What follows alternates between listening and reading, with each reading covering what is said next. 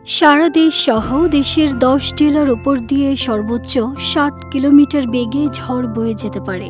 একই সঙ্গে বজ্রসহ বৃষ্টিও হতে পারে বলে জানিয়েছে আবহাওয়া অফিস। এ অবস্থায় এসব এলাকার নদীবন্দরগুলোকে সতর্ক সংকেত দেখাতে বলা হয়েছে। এলএমই সার্টিফাইড বিশ্বসেরা কপারে তৈরি ওয়ালটন কেবলস, যা আপনার স্থাপনাকে রাখবে সব সময় নিরাপদ।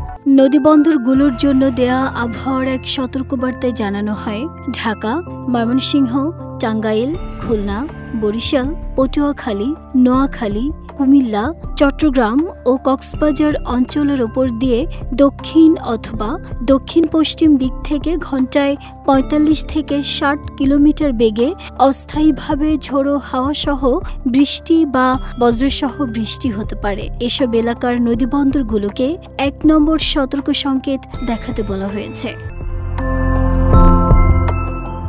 আবহাওয়া অধিদপ্তর আরও জানিয়েছে, আগামী কয়েকদিন দেশের প্রায় সব বিভাগেই অস্থায়ীভাবে দমকা হাওয়াসহ বৃষ্টি অথবা বজ্রসহ বৃষ্টির প্রবণতা থাকবে। একই সঙ্গে কোথাও কোথাও মাঝারি ধরনের ভারী থেকে অতি ভারী বর্ষণও হতে পারে। বিশেষ করে উপকূলীয় অঞ্চল এবং পাহাড়ি এলাকায় বৃষ্টির মাত্রা তুলনামূলক বেশি থাকতে পারে বলে ধারণা করা হচ্ছে।